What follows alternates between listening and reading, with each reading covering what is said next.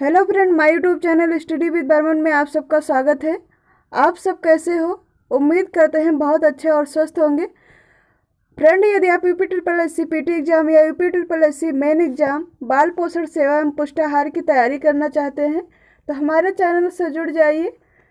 Channel से जुड़ने के लिए करना होगा आपको एक छोटा सा काम, यानी जो नीचे रेड कलर का सब्सक्राइब बटन दिख रहा है उसे प्रेस करना होगा और साथ ही बेल आइकन को भी प्रेस करना होगा ताकि हमारे द्वारा आने वाले हर वीडियो का नोटिफिकेशन आपको सबसे पहले मिल सके। तो देर किस बात की, जल्दी से चैनल को सब्सक्राइब कर दीजिए, वीडियो को एक लाइक कर दीजिए और वीडियो को अधिक से अधिक शेयर कीजिए। आपका आज शुरू होगा प्रैक्टिस सेट फ्रेंड, जिसमें आपके जो भी मुख्य सेविका के लिए जो प्रैक्टिस सेट आया हुआ है उसी से हम स्टार्ट करेंगे आज का प्रैक्टिस सेट। देखेंगे आज का पहला क्वेश्चन, औपचारिक सामाजिक नियंत्रण के साधन है। ऑप्शन है कानून, राज्य, कारावास या उपरोक्त सभी। तो आपको बताना होगा कि औपचारिक सामाजिक नियंत्रण के साधन कौन कौन से हैं।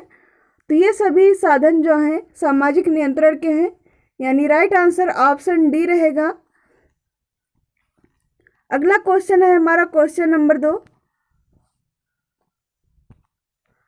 क्वेश्चन नंबर 2 है, निम्नलिखित में से समाज में परिवर्तन लाने वाले घटकों में शामिल नहीं है। ऑप्शन है जैविक घटक, ऐतिहासिक घटक, तकनीकी घटक या फिर भौगोलिक घटक। तो इसका राइट आंसर होगा ऐतिहासिक घटक जो है वो सामाजिक परिवर्तन के घटकों में शामिल नहीं है। राइट आंसर ऑप्शन बी रहेगा। अगला क्वेश्चन है क्वेश्चन नंबर 3, निम्नलिखित में से कौन एक सामाजिक परिवर्तन के मुख्य स्रोतों में शामिल नहीं है। ऑप्शन है खोज, आविष्कार, संकुचन या फिर आंतरिक विभेदीकरण।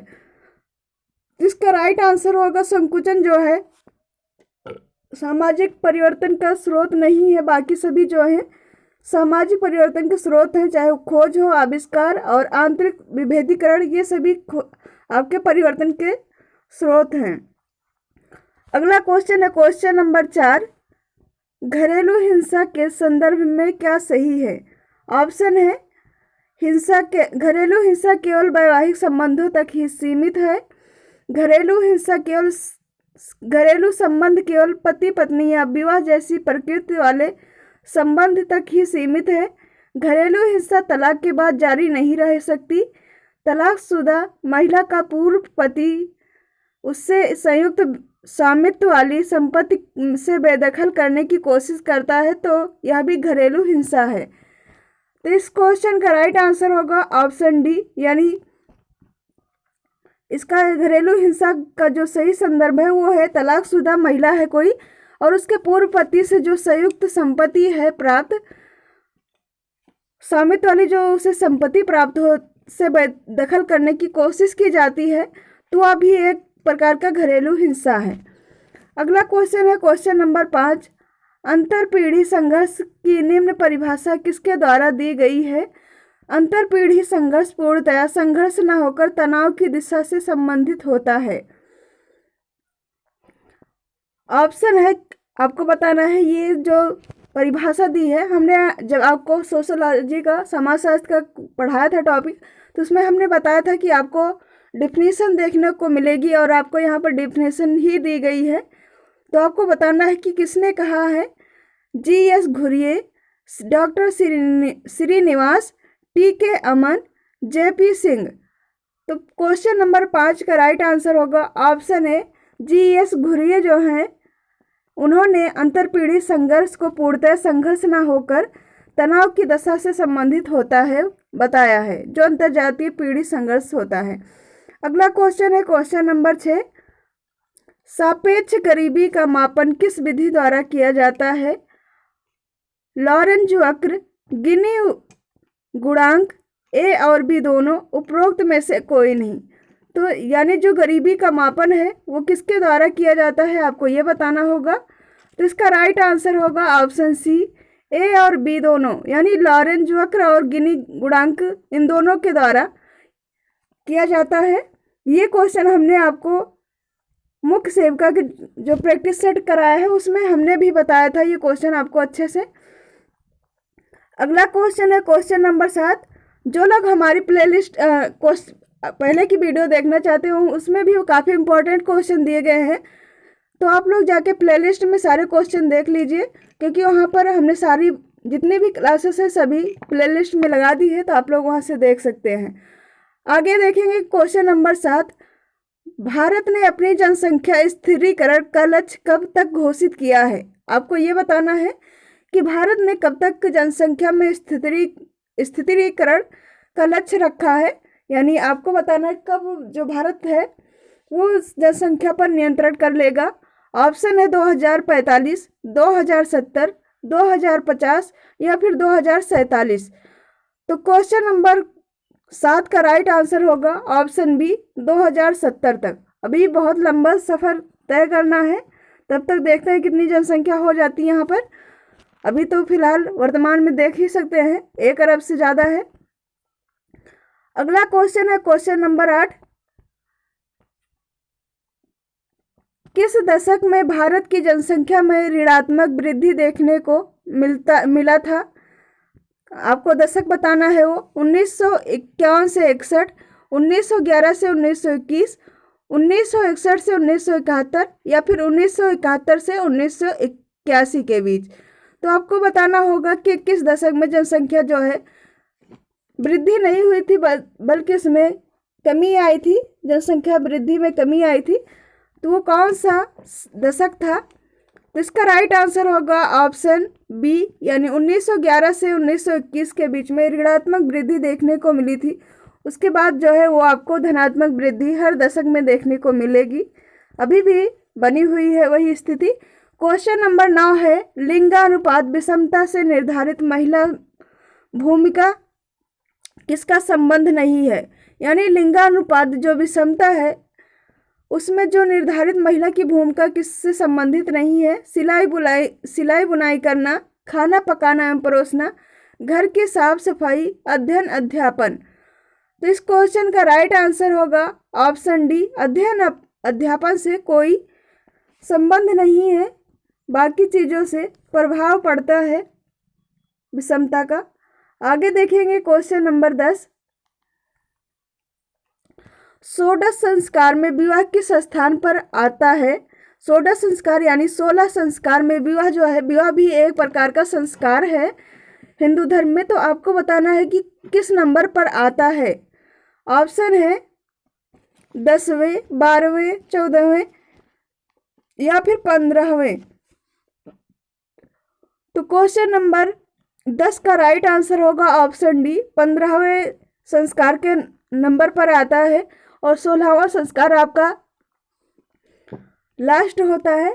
15वां संस्कार आपका विवाह का संस्कार है। अगला क्वेश्चन देखेंगे क्वेश्चन नंबर 11।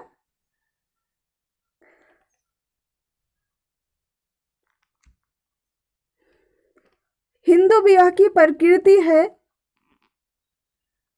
थोड़ा क्लीन कम दिख रहा है, संवैधानिक, धार्मिक, नैतिक या फिर सामाजिक। तो आपको बताना है कि हिंदू विवाह की प्रकृति कैसी है। तो इसका राइट आंसर होगा ऑप्शन सी, यानी नैतिक जो है, हिंदू विवाह की प्रकृति जो है वो नैतिक है। ऑप्शन सी राइट आंसर होगा। अगला क्वेश्चन है क्वेश्चन नंबर 12। किसने कहा कि विवाह का बुनियादी आधार परिवार है, ना कि परिवार का आधार विवाह है?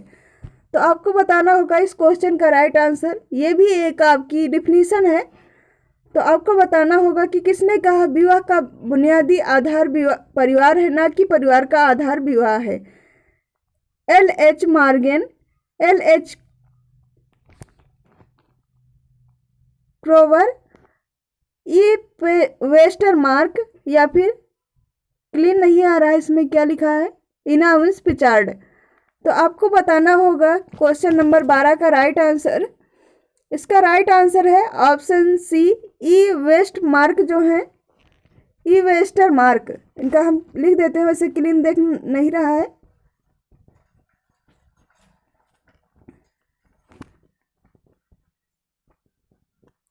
ये पूरा नाम है इनका, ई वेस्टरमार्क। इन्होंने कहा था अगला क्वेश्चन है क्वेश्चन नंबर 13। किसने कहा कि धर्म, प्रजा, संतति और रति जो है, यानी रति का मतलब होता है आनंद, हिंदू विवाह के उद्देश्य माने जाते हैं? A.S. अल्टेकर, P.H. प्रभु, K.M. कपाडिया, M.N. श्रीनिवास। तो किसने कहा था? इसका राइट आंसर होगा ऑप्शन सी, यानी K.M. कपाडिया ने कहा था कि धर्म, प्रजा और रति जो है हिंदू विवाह के उद्देश्य माने जाते हैं। अगला क्वेश्चन है क्वेश्चन नंबर 14।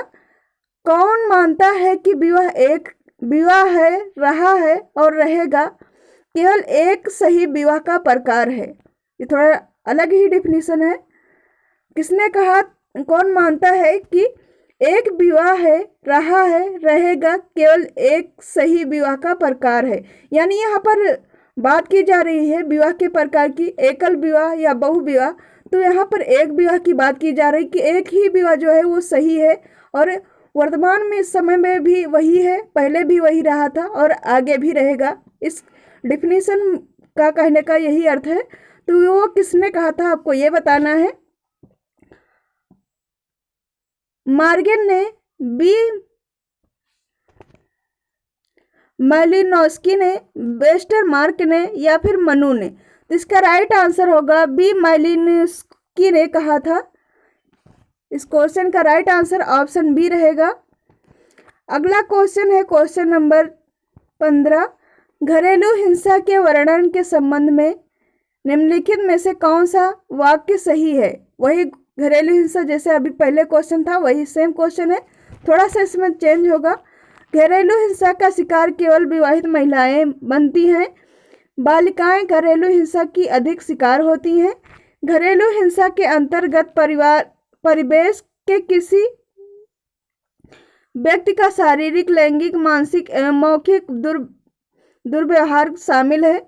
घरेलू हिंसा प्रगति समाज का संकेतक है। तो यानी घरेलू हिंसा का जो सही वक्तव्य क्या है? तो इस क्वेश्चन का राइट आंसर होगा ऑप्शन सी, यानी घरेलू हिंसा जो है घरेलू परिवेश में किसी व्यक्ति का शारीरिक हो, चाहे वो लैंगिक हो या फिर मानसिक हो या फिर आपका मौखिक दुर्व्यवहार किसी भी तरीके से हो सकता है। तो इसका राइट आंसर ऑप्शन सी होगा। अगला क्वेश्चन है क्वेश्चन नंबर 16। भारतीय दंड संहिता किस धारा के अंतर्गत पत्नी पति के दुर्व्यवहार की शिकायत कर सकती है? यानी आपको यहाँ संविधान आपको सुरक्षा दे रहा है, उसकी बात की जा रही है कि जो आपका भारतीय संविधान है उसमें भारतीय जो दंड संहिता दी गई है, तो किस धारा के अंतर्गत पत्नी को पति के द्वारा जो किए गए व्यवहार है, दुर्व्यवहार है, उसकी शिकायत कर सकती है? धारा 496, धारा 497, धारा 498 या फिर धारा 499? तो इस क्वेश्चन का राइट आंसर होगा धारा 497, यानी ऑप्शन बी राइट आंसर होगा।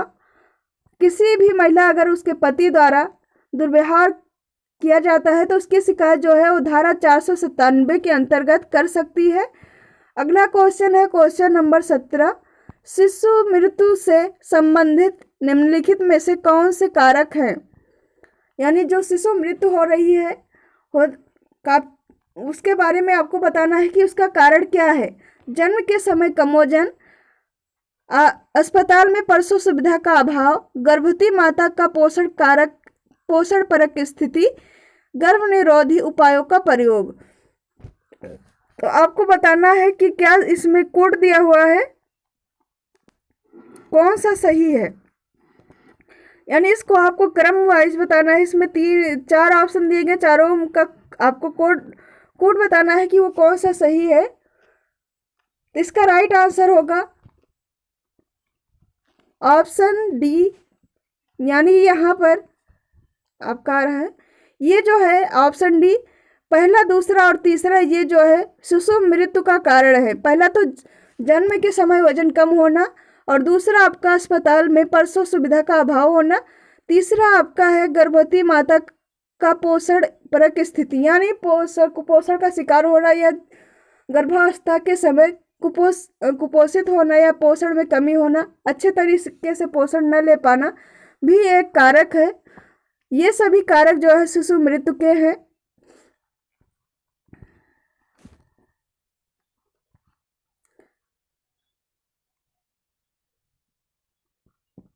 वो था आपका 17 क्वेश्चन। देखेंगे क्वेश्चन नंबर 18 यहाँ पर।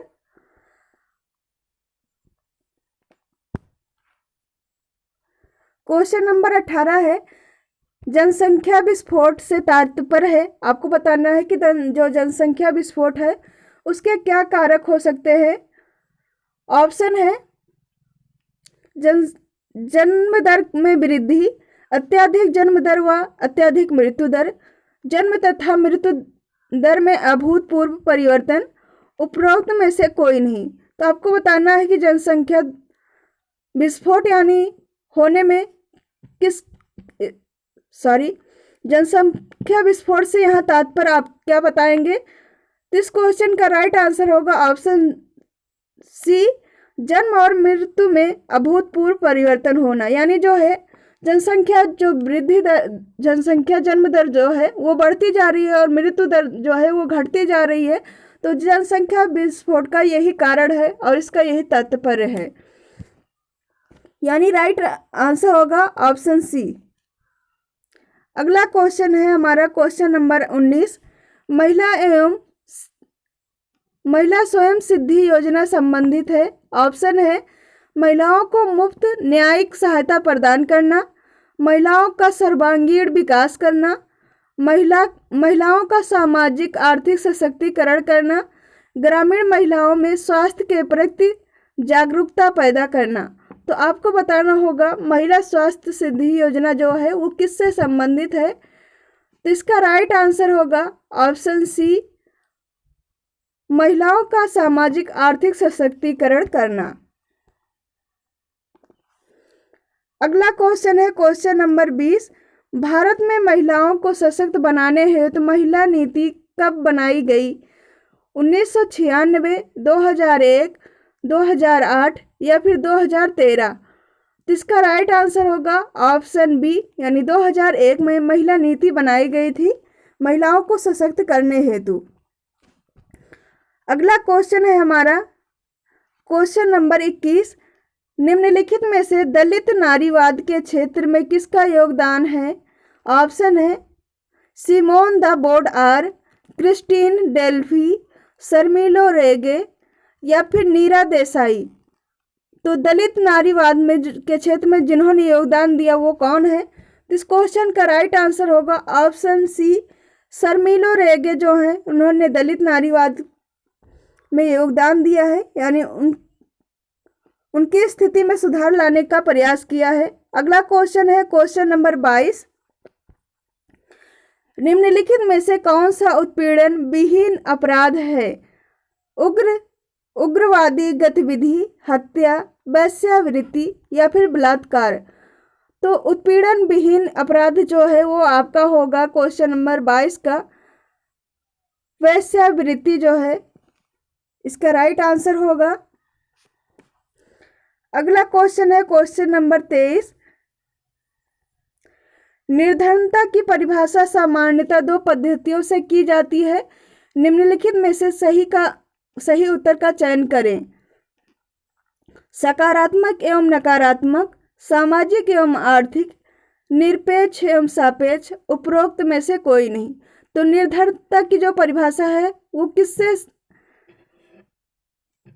संबंधित है, यानी किस पद्धतियों से संबंधित है। तो इस क्वेश्चन का राइट आंसर होगा ऑप्शन सी,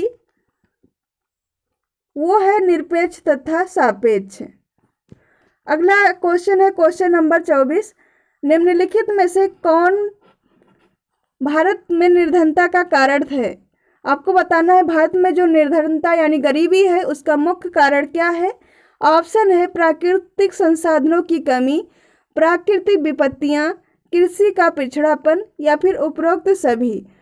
तो इसका राइट आंसर होगा ऑप्शन डी, ये सभी जो है भारत में निर्धनता के कारण हैं। ऑप्शन के अकॉर्डिंग ऐसे तो बहुत सारे कारण हैं निर्धनता के भारत में। अगला क्वेश्चन है, अगला और अंतिम क्वेश्चन रहेगा, आज हम 20 क्वेश्चन कराएंगे। एक दिन में 20 क्वेश्चन कराएंगे, ज़्यादा कराएंगे तो आपके एक तरफ से देखेंगे और दूसरी तरफ से आप भूलते जाएंगे। तो आप ज़्यादा से ज़्यादा प्रैक्टिस कीजिए। तो 25 क्वेश्चन एक दिन में रहेगा आपके लिए। निम्नलिखित में से सर्वप्रथम सामाजिक नियंत्रण शब्द का प्रयोग किसने किया था?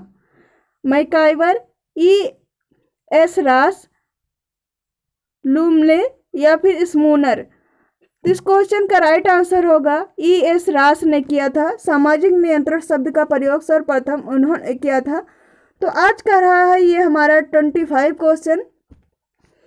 आपको प्रैक्टिस सेट कैसी लगी कमेंट करके ज़रूर बताइएगा, और कितने आंसर आपको आ रहे हैं ये भी कमेंट करके बताइएगा।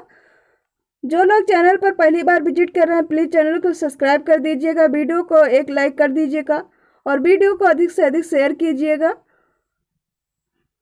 तो आप सब लोग अपनी तैयारी के लिए जुड़ जाइए। आपकी संभावना बन रही है मुख्य सेविका एग्ज़ाम की, वो दिसंबर से जनवरी के बीच में। तो आप लोग लगातार तैयारी करते रहिए, क्योंकि पर डे अगर आप कुछ भी 10, 15, 20 जो भी क्वेश्चन देखेंगे तो वो आपका रोज़ का कुछ ना कुछ प्रैक्टिस बनता रहेगा, तभी आप सफल हो पाएंगे और आप अपनी एक सीट सुनिश्चित कर पाएंगे। तो उसके लिए लगातार आप लोग मेहनत करते रहिए, हम भी आपके साथ हैं। मिलते हैं नेक्स्ट क्लास में।